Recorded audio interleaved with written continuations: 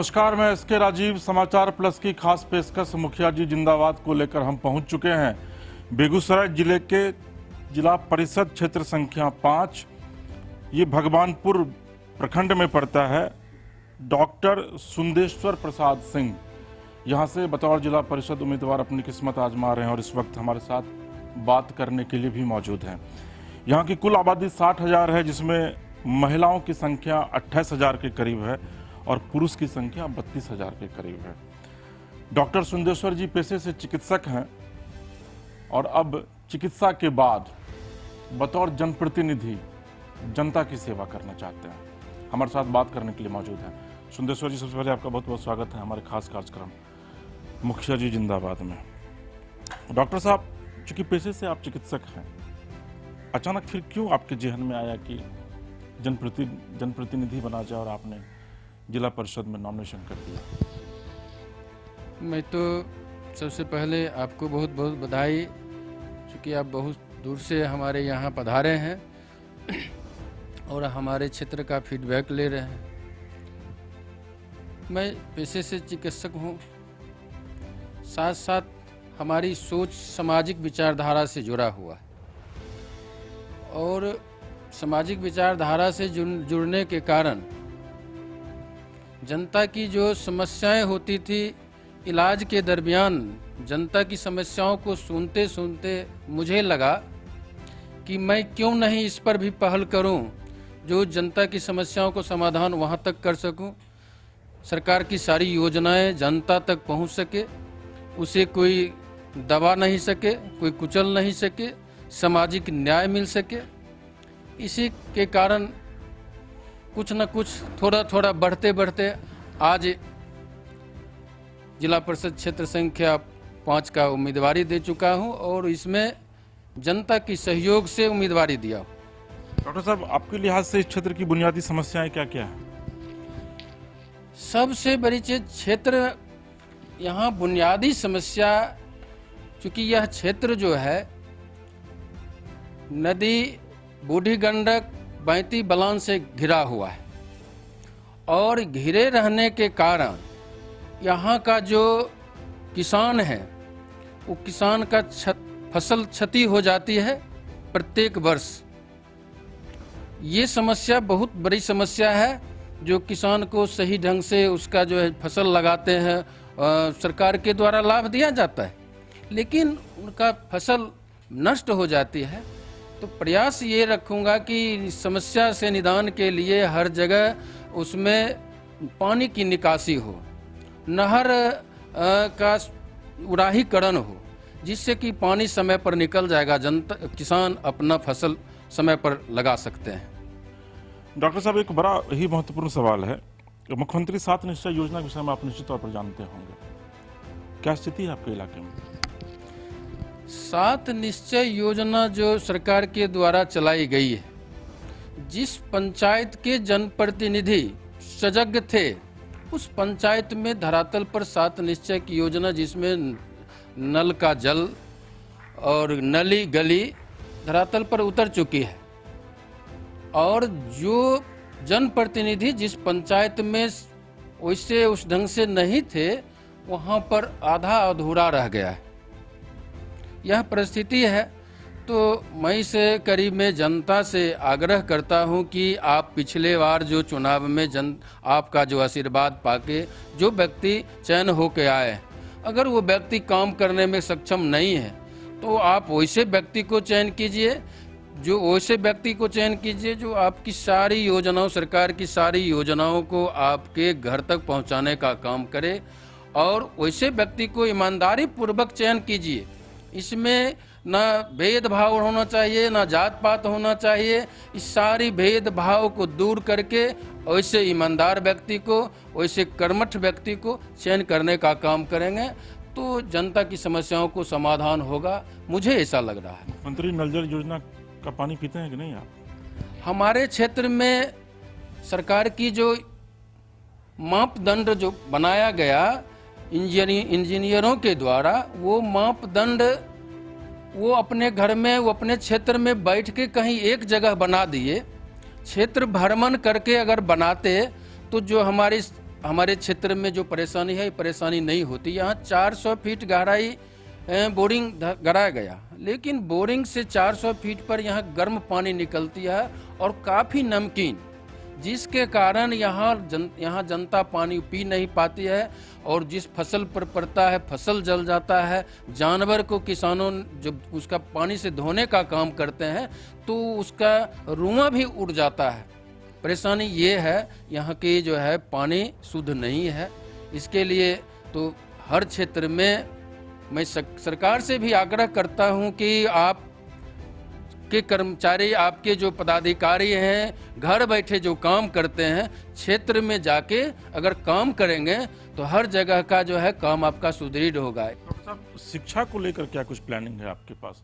क्योंकि शिक्षा की स्थिति बिहार में क्या है ये आपको भी बेहतर तरीके से पता है। जिला परिषद से अगर आप निर्वाचित होते हैं तो एक बड़ी रिस्पॉन्सिबिलिटी जो है शिक्षा व्यवस्था को ठीक करना, क्या कुछ रोड मैप तैयार किया है आपने?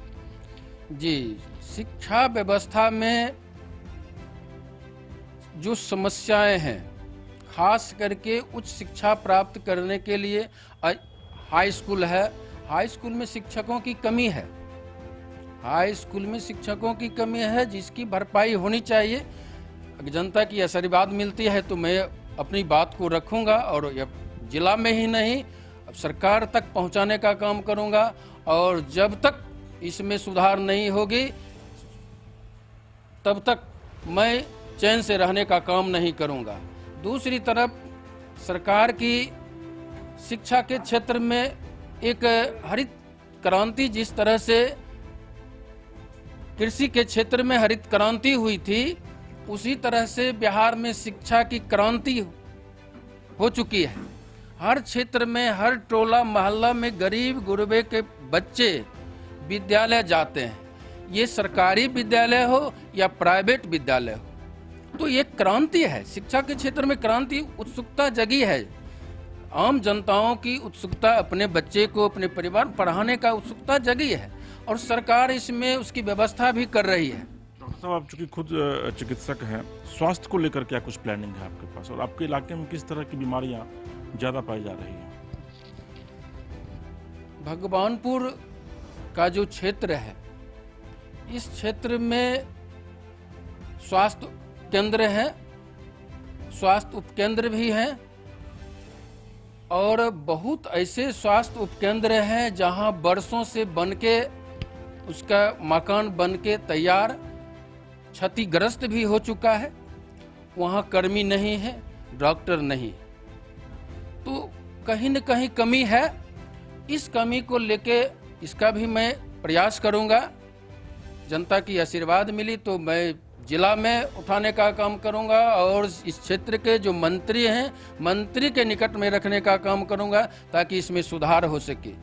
और डॉक्टर को भी लाने का व्यवस्था करूंगा, मांग करूंगा। व्यवस्था चूंकि मैं इसलिए कह दिया कि मांग करूंगा और मैं अपने मांग पर अड़े रहूंगा कि हमारे क्षेत्र में डॉक्टर चाहिए, हमारे क्षेत्र में दवा चाहिए। और जो स्वास्थ्य उपकेंद्र बनाया गया है, जीर्ण शीर्ण अवस्था में है, उसको मरम्मत करके उसमें सुचारू रूप से चलना चाहिए। ये हमारी प्राथमिकता रहेगी। डॉक्टर साहब, एक बड़ा महत्वपूर्ण सवाल है, जनता आपको वोट क्यों दे? जनता मुझे क्यों वोट दे, बहुत कठिन शब्द है। इस शब्द को साधारण वे से मैं नहीं ले सकता हूं। जनता के बीच मैंने 5 साल मैं किसी राजनीतिक दल से भी जुड़ा हूं और इस दरमियान में हमारा निगाह प्रखंड पर रहा है, प्रत्येक पंचायत पर रहा है। जनता की समस्याओं को समाधान करने के लिए मैं पहल किया और जनता मुझे जानती है। मैं अपने तो कुछ कह नहीं सकता हूँ, ये जनता से पूछ सकते हैं कि मैं कैसा व्यक्ति हूँ और हमारा क्या इरादा है। जनता स्पष्ट रूप से जानती है। तो जनता जब खुद जानते हैं तो जनता अपने जानते हुए किसको वोट देगी वो जनता तय करेगी। वो हम तय नहीं कर सकते हमको क्यों देंगे वोट, जनता तय करेगी, हम क्यों करेंगे तय। एक आखिरी सवाल है, चुनाव अगर आप जीतते हैं तो एक कोई वादा कीजिए आप, जो आप जीतने के तुरंत बाद उस काम को करेंगे। देखिए, सबसे पहले तो मैं वादा एक वादा कर दूं, ये एक वादा हमसे नहीं हो सकता, हम अनेक वादा कर सकता हूं। और वादा ये रहेगा, सबसे पहला प्राथमिकता ये है कि जितने छोटी और बड़ी सड़कें हैं उसको जो है तत्परता से, राज्य सरकार की सारी योजनाएं हैं, उस योजना के माध्यम से मैं उसको सबसे पहले उसको दुरुस्त करने का काम करूंगा।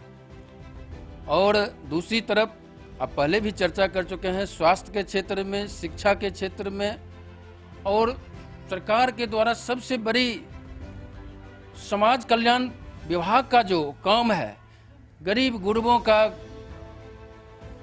जो 60 वर्ष से ऊपर हैं, विधवा हैं, विकलांग हैं, उनकी जो पेंशन की जो समस्या होती है, उस समस्या को भी मैं मुस्तैदी से उठाऊंगा और उसका निष्पादन करने का काम करूंगा। सवाल और अचानक याद आ गया जब आपने पेंशन की बात कही, तो करप्शन की क्या स्थिति है आपके इलाके में? क्योंकि भ्रष्टाचार तो पूरी तरीके से जकड़े हुए सिस्टम कि करप्शन कहां से होती है, पहले इस जड़ को जानना होगा। आज नहीं, ये जो व्यवस्था पंचायती राज, ये जो जनता के जो जनप्रतिनिधि चयन करने की जो संविधान में जो अधिकार मिला है और उसके माध्यम से जो हम लोग अभी चुनाव में हैं, सबसे बड़ी बात ये है कि आज से नहीं, ये व्यवस्था करने वाले महान पुरुष का मैं कुछ तो उतना हमारे पास शब्द नहीं जो किस शब्द से उन्हें सुशोभित करें।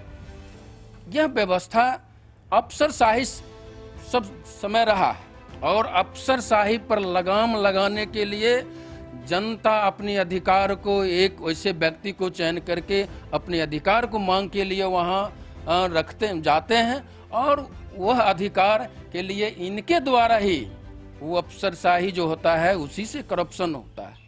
अब मैं यही, जब अच्छे व्यक्ति चयन होके जाएंगे करप्शन बंद होगा। तो एक बड़ा अचानक एक सवाल जहन में आया, चूँकि आपने कहा कि आप पॉलिटिकल पार्टी से भी जुड़े हुए हैं, इंस्पायर्ड किससे हैं आप? नरेंद्र मोदी से, नीतीश कुमार से, या फिर लालू यादव से? देखिए, मैं तो सामाजिक विचारधारा को मानता हूँ और सामाजिक विचारधारा में और विभिन्न पार्टियां हैं, और खास करके मैं तो जनता दल यूनाइटेड 1989 से मैंने राजनीति में आया हूँ। जिस समय जनता दल की सरकार बनी थी, केंद्र में बीपी सिंह प्रधानमंत्री बने थे, उस समय से मैं उनका प्रारंभिक सदस्य बना था। 1990 में क्रियाशील सदस्य बना। उस समय अभी किससे प्रभावित है? अभी तो खास करके मान लीजिए हम जनता दल यूनाइटेड नीतीश जी के साथ हैं और इस क्षेत्र के प्रखंड अध्यक्ष भी हैं। नीतीश जी से प्रभावित था। चलिए, हमारे साथ ये डॉक्टर सुंदेश्वर प्रसाद सिंह जी थे, जो बहुत बेबाकी से उन्होंने अपनी बातों को रखा, और उनका ये कहना है कि चूंकि चिकित्सक हैं लिहाजा इलाज करना इन्हें आता है, और जनता अगर चुनकर इस इलाके से भेजती है तो निश्चित तौर पर इस इलाके का विकास करेंगे। फिलहाल मुखिया जिंदाबाद में इसके राजीव को दीजिए इजाजत। आप देखते रहिए समाचार प्लस। नमस्कार।